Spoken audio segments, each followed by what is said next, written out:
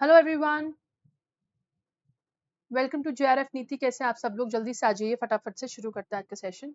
मेरा नाम वर्षा गौर है, मैं आपकी पब्लिक एडमिनिस्ट्रेशन के एजुकेटर हूँ। ये मेरा इंट्रोडक्टरी बायो है। साथ ही साथ डाउनलोड कर लीजिए जेआरएफ अड्डा एप्लीकेशन। ये एप्लीकेशन जो है बड़ी बेनिफिशियल है आप लोगों के लिए, जिसको आप देख सकते हैं।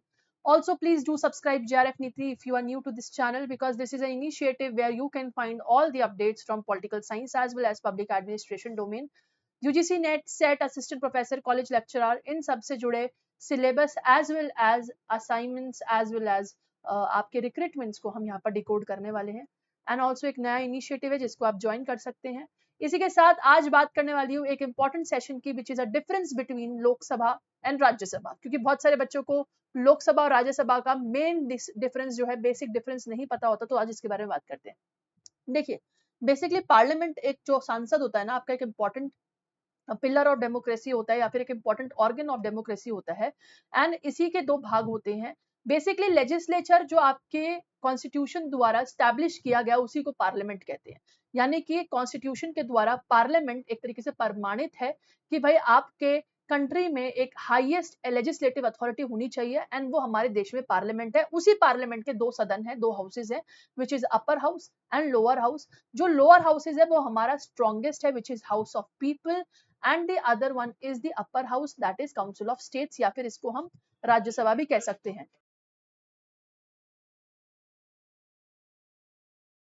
इंपॉर्टेंट चीज ये है, देखिए क्या होती है भारतीय संसद। मैंने आपको ये अच्छी तरीके से समझा दिया कि एग्जैक्टली क्या होता है भारतीय संसद, हाउस ऑफ पीपल और house of Commons, house of states के बारे में। लेकिन अगर मैं बात करूं लोकसभा के बारे में स्पेसिफिकली, तो देखिए लोकसभा जो है आपका हाउस ऑफ पीपल कहलाता है। कैंडिडेट जो है लोकसभा के वो इलेक्टेड होते हैं लोगों के द्वारा, यानी कि आपके एमपीज जो है इलेक्ट होकर, जिसको आप वोट करते हैं, आपकी अलग अलग कॉन्स्टिट्यूएंसी से आपके मेंबर्स जो है इलेक्ट होकर, जिसको आप वोट करते हैं लोकसभा इलेक्शंस में, वो जाके पार्लियामेंट में बैठते हैं।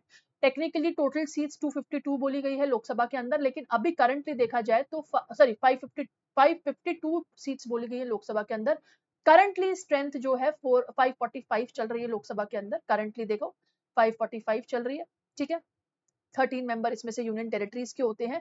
इंपॉर्टेंट चीज ये है कि लोकसभा के मेंबर्स की मिनिमम एज जो है 25 साल से अबव होनी चाहिए, ठीक है, और उन सभी को इंडियन सिटीजन होना चाहिए, ठीक है। देखा जाए तो लोकसभा का टेन्योर, लोकसभा के मेंबर्स का टेन्योर, एमपीज का टेन्योर 5 साल का रहता है सदन में, और इसको किसी भी time president on the advice of prime minister dissolve कर सकते हैं।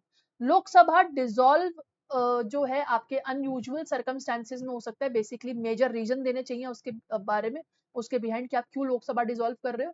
लोकसभा डिसॉल्व प्रेसिडेंट करते हैं again on the advice of prime minister. So ये एक इंपॉर्टेंट चीज आप लोग याद रखिए। जो लोकसभा है वो कानून बनाता है, लॉज को अमेंड करता है, और साथ ही साथ कंट्रोल रखता है पूरे के पूरे काउंसिल ऑफ मिनिस्टर के साथ, और टैक्स को बढ़ा घटा सकता है जो है पब्लिक के ऊपर। ये पूरा का पूरा काम होता है आपके लोकसभा की। मेजर चीज अगर मैं बोलूं तो कानून बनाने का काम, आपके अमेंडमेंट करने का काम, अधिनियम बनाने का काम, अब अधिनियम को चेंज करने का काम, तो वो आपका इंडियन पार्लियामेंट करता है। अगर मैं बात करूं आपके हिंदी में भी है तो टेंशन मत लीजिएगा, राज्यसभा की जिसको काउंसिल ऑफ स्टेट्स या फिर अपर हाउस कहा जाता है, इसके अंदर जो भी आपके इलेक्टेड लोग जाते हैं वो एमएलए कहलाते हैं, यानी कि मेंबर ऑफ लेजिस्लेटिव असेंबली कह लीजिए, जो कि इनडायरेक्टली इलेक्ट किए जाते हैं। राज्यसभा का टोटल स्ट्रेंथ कितना होता है? 250 सीट्स। 12 मेंबर इसमें नॉमिनेटेड होते हैं प्रेसिडेंट के द्वारा। ये अलग अलग फील्ड से होते हैं, जैसे कि literature, cinema, arts etcetera, sports. जैसे कि फॉर एग्जांपल आपने सचिन तेंदुलकर का नाम सुना होगा, वो भी मेंबर ऑफ राज्यसभा रहे थे। रेखा, जया बच्चन, इन लोग के नाम सुने होंगे आपने, ये लोग भी मेंबर ऑफ राज्यसभा जो है आपके रह चुके हैं। उसके बाद एमएलए जो है, और MLA of all the assembly participate in the Rajya Sabha elections, however member of legislative council can not vote in it. तो मेंबर ऑफ जो मेंबर रहेंगे लेजिस्लेटिव काउंसिल के ना, वो वोट नहीं कर पाएंगे। राज्यसभा परमानेंट हाउस है, कभी भी आप राज्यसभा को डिसॉल्व नहीं कर सकते हैं, क्योंकि राज्यसभा में टाइम टू टाइम आपके कैंडिडेट्स हटते रहते हैं और नए कैंडिडेट्स आते रहते हैं। कुल मिलाकर देखा जाए तो जितने भी मेंबर्स आपके राज्यसभा के होते हैं वो 6 साल के कार्यकाल के लिए रहते हैं। 1/3 of the member retire every 2 year, इसलिए कभी डिसॉल्व नहीं होता, यानी कि हर एक तिहाई, हर दूसरे साल में एक तिहाई मेंबर रिटायर होता रहता है। तो ऐसे करके ये एक तिहाई करके रिटायर करते रहते हैं, 1/3 करके रिटायर करते रहते हैं, और इसलिए हर दूसरे साल में यहाँ पर इलेक्शन हेल्ड होते हैं। राज्यसभा के अंदर, और इससे आपका हाउस भी डिसॉल्व नहीं होता है टोटल, ऐसा भी नहीं होता कि कभी हाउस डिसॉल्व हो गया है, और परमानेंट हाउस, ये भी कारण है आपके राज्यसभा को बोलने का। बात करते हैं कि आपके एमपीज इलेक्ट कैसे होते हैं, मेंबर ऑफ पार्लियामेंट इलेक्ट कैसे होते हैं। देखिए, मेंबर ऑफ पार्लियामेंट की अगर मैं बात करूं तो आपके एमपी जो है पर्सन होने चाहिए, इलेक्टेड लोगों के द्वारा चुने जाने चाहिए कंट्री के अंदर से ही। और इम्पॉर्टेंट चीज ये है कि जो लोकसभा के इलेक्शंस है वो हर 5 साल में होने चाहिए। जो आपके एमपी हैं वो बेसिकली हर एक अपनी कॉन्स्टिट्यूएंसी से होने चाहिए, और पार्लियामेंट के प्रॉब्लम्स अवेलेबल, जो भी पार्लियामेंट्री प्रॉब्लम्स है उनको बताने पड़ेंगे किस एरिया में क्या क्या प्रॉब्लम है। और applicants represent their place from where they want election, मतलब कि आपके जो मेंबर ऑफ पार्लियामेंट की सदस्यता है वो जहां से वो इलेक्शन जीत कर आए हैं उसी एरिया का वो रिप्रेजेंटेशन करेंगे।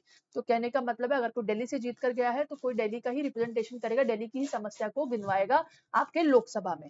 इसी तरह के सेशंस आपको आने वाले टाइम में और ज्यादा मिलने वाले हैं। कल एक और सेशन आपका आने वाला है, वो आएगा लेजिस्लेटिव, स्टेट लेजिस्लेटिव असेंबली और स्टेट लेजिस्लेटिव काउंसिल के ऊपर, क्योंकि बहुत सारे लोगों को परेशानी है, आइडिया नहीं है कि विधानसभा और विधान परिषद क्या है, तो कल इसके ऊपर बात करते हैं। एंड इसी के साथ डू सब्सक्राइब जेआरएफ नीति, ऐसे ही 10 मिनट की शॉर्ट सीरीज आप लोगों के लिए मैं लेकर आती रहूंगी।